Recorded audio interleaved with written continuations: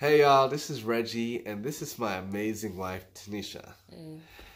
And today we just wanted to address some issues that we feel like is really turning society into a pit of sorts. And we just want to talk about the top three things that we feel like is a big issue in our society today.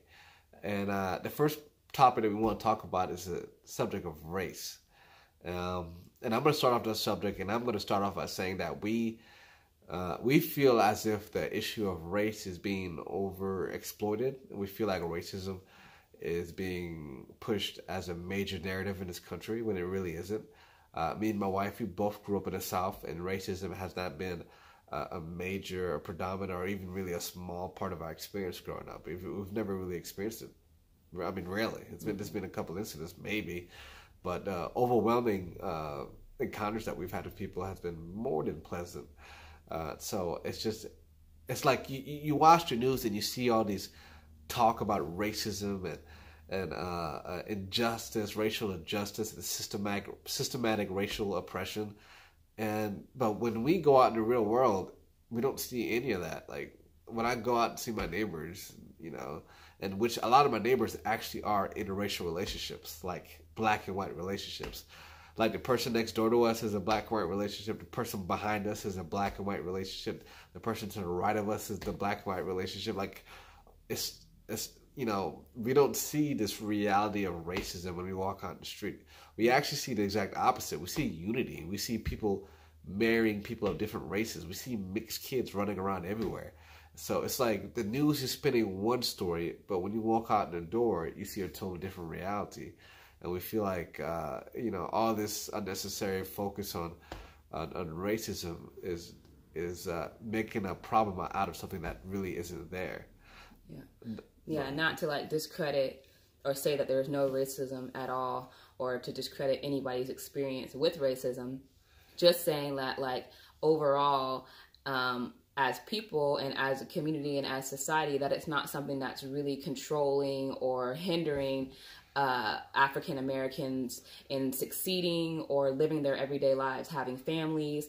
And we're both entrepreneurs with predominantly white clients, and we have friends who are white, and babysitters and people who just pour and give into our lives who are white, and have never had people come against us and say, oh, you can't do this, or we don't want you to succeed because of this, saying because we're black.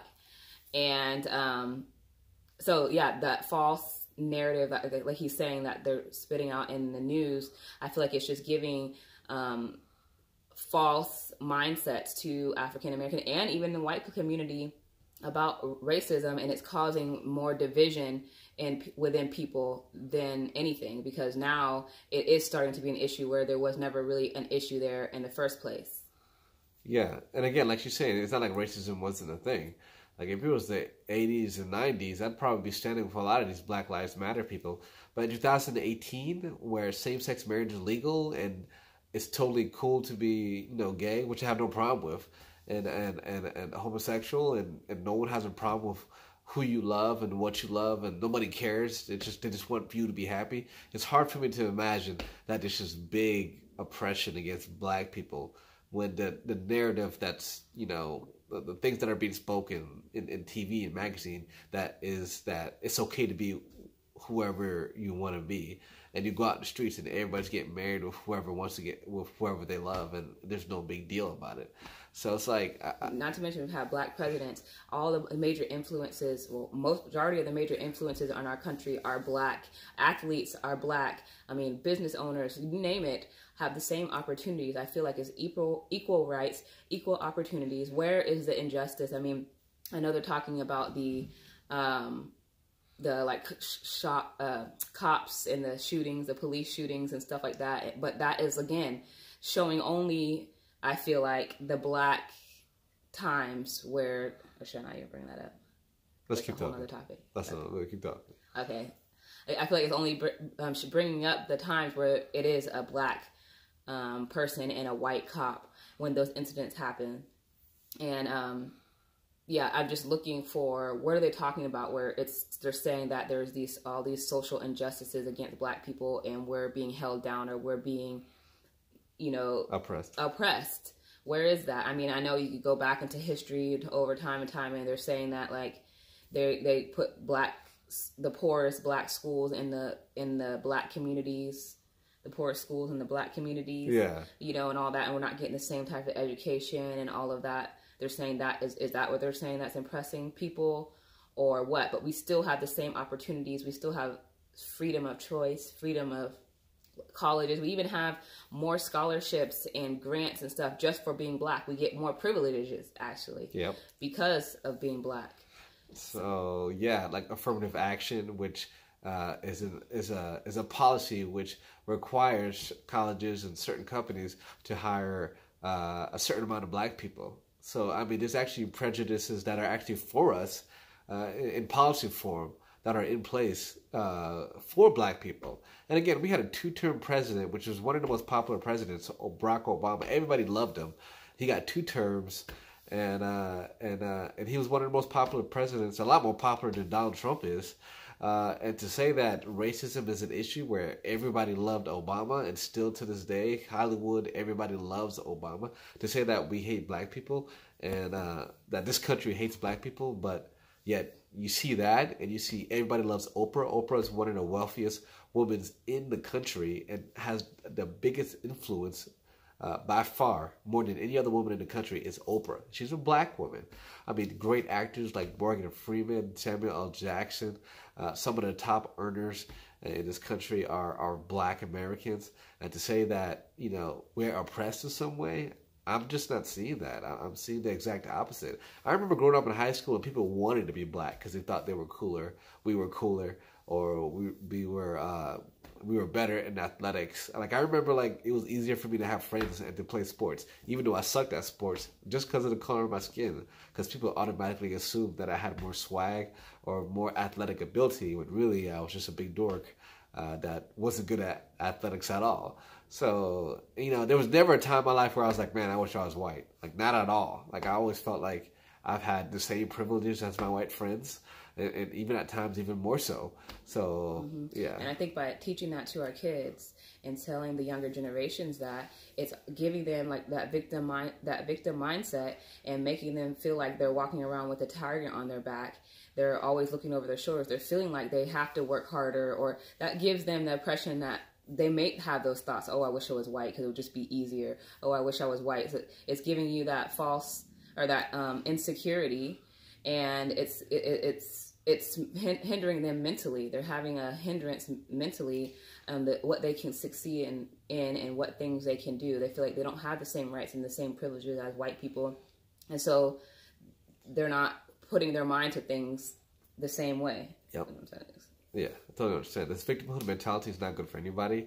It just all it does is it creates this big blame game where the source of the problem never gets fixed. You're just blaming it on other people and just forgetting and overlooking the real issue at hand.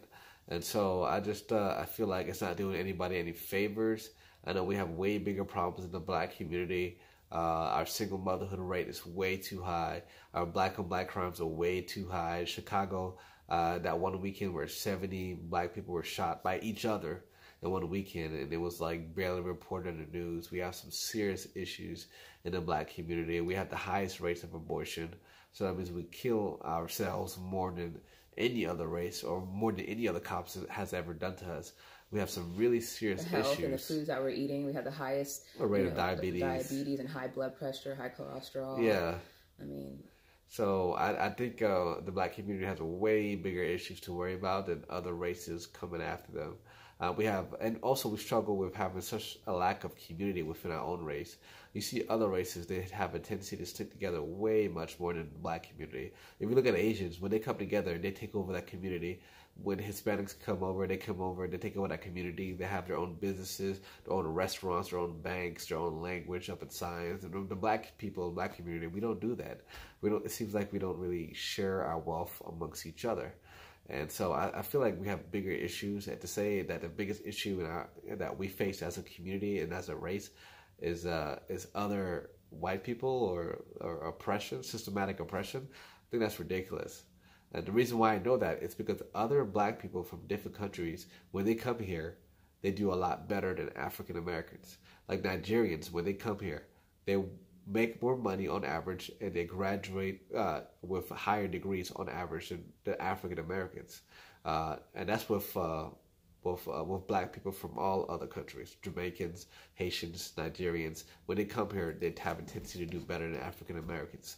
So I'm thinking that the issue really isn't the color of the skin, but it has more so to do with the culture. We need a culture change in the black community. We need something done about our culture. The way we talk to each other is bad.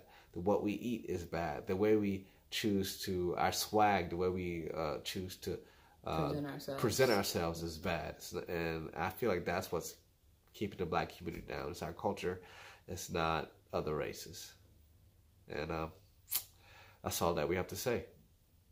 Thanks you guys for listening and being patient. Yeah. Subscribe and click the notification bell if you want to hear more from me and my wife Tanisha. Again, she was amazing, y'all. I know I'll be expecting some comments about her in the comment section below. But thank you guys for being patient and just listening and thinking about our perspective. Have a nice day. Thanks.